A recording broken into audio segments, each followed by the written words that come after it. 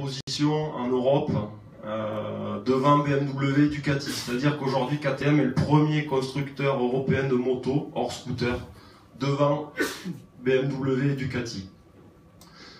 Pour information, en 1992, quand Stéphane Pierreur, notre PDG, a repris la marque qui était au plus bas, KTM, ça représentait 6000 unités dans le monde.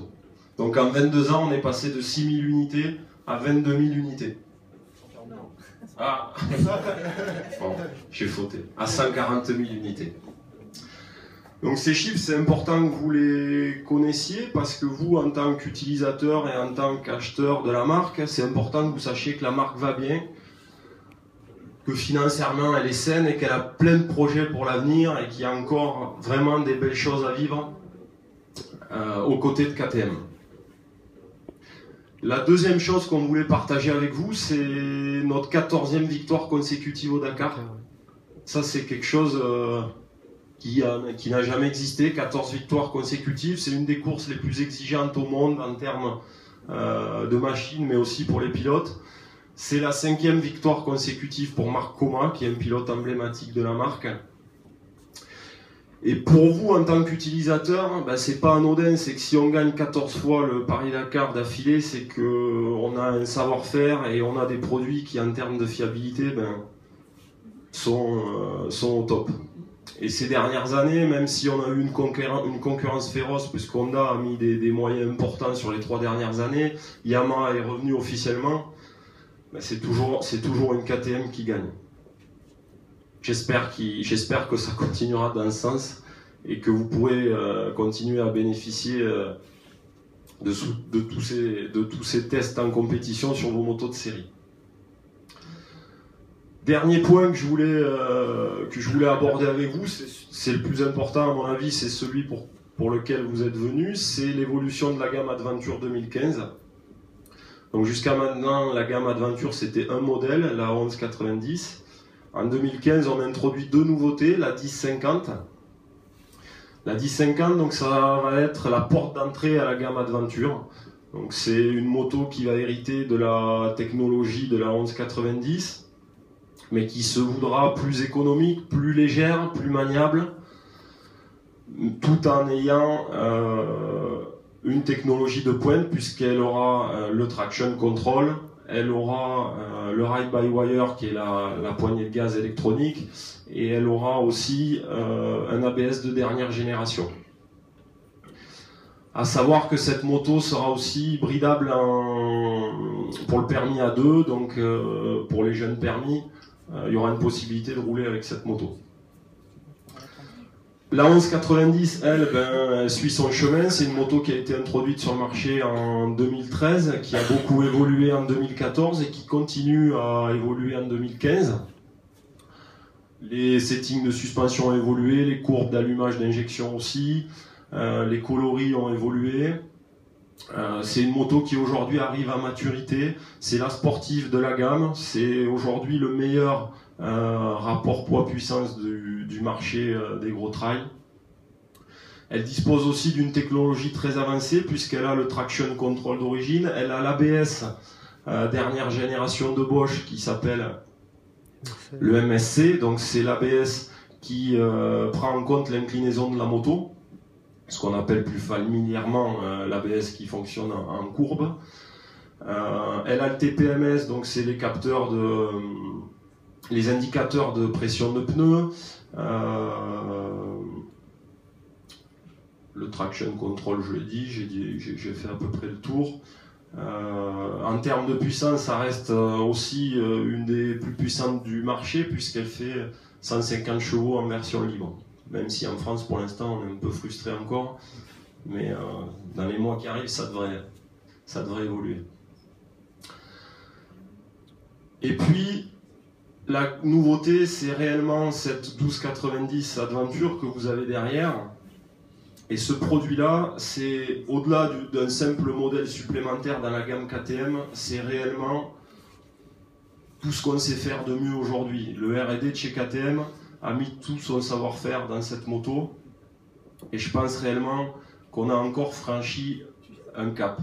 Sachant que KTM, il ne faut pas oublier que c'est uniquement 12 ans de motos de route. C'est-à-dire que jusqu'à il y a 12 ans, on ne faisait uniquement que des motos de tout-terrain, et qu'aujourd'hui, en termes de production, on a livré en France 57% de motos de route et 43% de tout-terrain.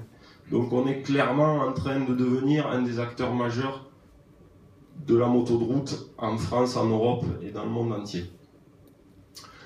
Donc cette moto, je vais vous en parler un peu plus en détail. Cette moto, c'est pour nous ce qui se fait de mieux, le must de la gamme chez KTM. Une moto un peu plus confortable que la 1190, puisque vous pouvez voir qu'il y a une selle en deux parties qui est avec une mousse spécifique un peu plus épaisse, un peu plus confort. C'est une selle qui est d'origine chauffante, donc avec la selle passager chauffante avec un réglage que vous avez ici à 2 positions, et la selle conducteur chauffante qui se règle au commodo ici. Donc ça, c'est un équipement d'origine. Autre équipement d'origine, poignée chauffante, donc pareil, qui se règle à partir du commodo. Autre nouveauté, puisque c'est la première fois qu'une moto est équipée de feux additionnels qui se déclenchent en fonction de l'inclinaison, vous avez trois rangées de LED. C'est ce qu'on appelle des feux adaptatifs, et en fonction de l'inclinaison de la moto, vous avez une barre de LED allumée, 2 barres ou 3 barres. Ça, c'est la première fois qu'une moto est équipée d'un tel système. Vous avez une bulle qui se veut plus enveloppante que ce qu'on connaissait jusqu'à maintenant, avec un système de réglage très facile que vous pouvez utiliser en roulant. Vous déverrouillez ici, allez déverrouiller, et vous pouvez actionner en roulant facilement la bulle. Donc autre nouveauté technologique, c'est les suspensions semi-actives. Jusqu'à maintenant, sur la 1190, on avait des suspensions électroniques, mais c'était uniquement des pré-réglages définis, et vous sélectionnez au commodo le réglage que vous souhaitiez en fonction de la charge de la moto ou en fonction de la conduite que vous vouliez adopter. Là, on parle de suspension semi-active, on est sur des suspensions électroniques intelligentes qui réagissent en temps réel. Il y a des capteurs qui, en fonction de la route, en fonction du nid de poule que vous allez rencontrer ou du tarmac, va modifier en fait ces réglages en temps réel. Donc ça, c'est réellement une nouveauté pour nous aussi. Autre option qui est... non, j'ai fait un lapsus, c'est pas une option puisque c'est d'origine sur la moto, c'est le cruise control, donc le régulateur de vitesse. Donc ça, c'est une nouveauté aussi pour nous. C'est une moto qui dispose aussi, comme la 1190, du TPMS, donc du contrôle de pression des pneus. Elle dispose aussi du traction control, où vous avez plusieurs modes disponibles. Et elle dispose aussi, alors ça c'est en option, de l'aide au démarrage en côte, qui s'appelle le HCC. Donc ça peut vraiment être un atout quand vous êtes chargé à 2 et que vous avez un démarrage en côte compliqué. La moto, pendant 5 secondes, elle reste arrêtée et elle vous permet de démarrer plus facilement. Autre option sur cette moto, c'est le MSR. Le MSR, c'est un peu barbare comme nom, il y a pas mal de noms barbares sur ces nouvelles motos.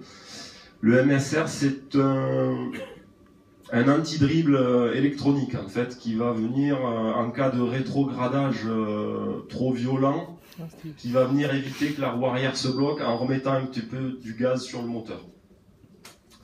Donc voilà. Pour les spicouiller, pas de lui. Encore une fois, un produit vraiment élaboré, confortable, qui va pouvoir ravir les clients de gros trail, mais aussi les clients de GT qui sont habitués à un certain confort. Et puis les clients qui aiment aussi des motos punchy, parce que celle-là en version libre, c'est quand même 160 chevaux, avec un couple extraordinaire pour la catégorie. Donc voilà, vraiment un produit important pour nous et pour l'année 2015. Je pense avoir fait le tour, merci encore de votre présence. N'hésitez pas à poser des questions, tout le staff KTM est là pour vous répondre. Et puis je vous dis à bientôt dans la soirée ou plus tard sur des événements KTM. Oui, j'ai oublié un petit paramètre. Donc Claire va vous parler du bloc qu'elle a mis en place. Là, donc, on est en train de lancer cette semaine un blog sur la gamme Adventure. On avait déjà lancé il y a 2 ans un blog pour le lancement de la 1190 Adventure. Cette fois, on a un blog sur la gamme Adventure qu'on appelle Adventure Experience, sur lequel on postera régulièrement des informations sur cette gamme, aussi bien en termes d'informations techniques que d'informations par exemple les options, les choses comme ça, sur le PowerWare, le PowerParts. Il y a aussi une partie qu'on appelle Adventure Experience, en fait, où on propose aux gens qui partent voyager avec leur aventure de venir ici pour raconter leur aventure, raconter leur expérience, avec des photos, l'idée, voilà, c'est que je suis partie quelques jours dans les Alpes, j'ai dormi en chambre d'hôte. Enfin, l'idée, c'est de partager vraiment son périple, parce que ce sont des photos qui font rêver, qui donnent envie de voyager. Donc on veut partager ça de cette manière. Et puis à terme, c'est pas encore le cas, mais il y aura aussi une partie forum qui sera lancée prochainement pour tous les fans d'aventure pour venir partager. Et donc voilà, donc tout ça c'est géré par KTM en France et on vous invite bien sûr à venir y faire un tour. Voilà. Merci, je vous laisse accéder au buffet pour ceux qui n'ont pas pu encore, et puis boire un verre. Et encore une fois, n'hésitez pas à échanger avec tout le monde. Et on se fera un plaisir de vous donner les infos qui vous manquent et de discuter avec vous de la marque ou des nouveaux modèles. Merci beaucoup.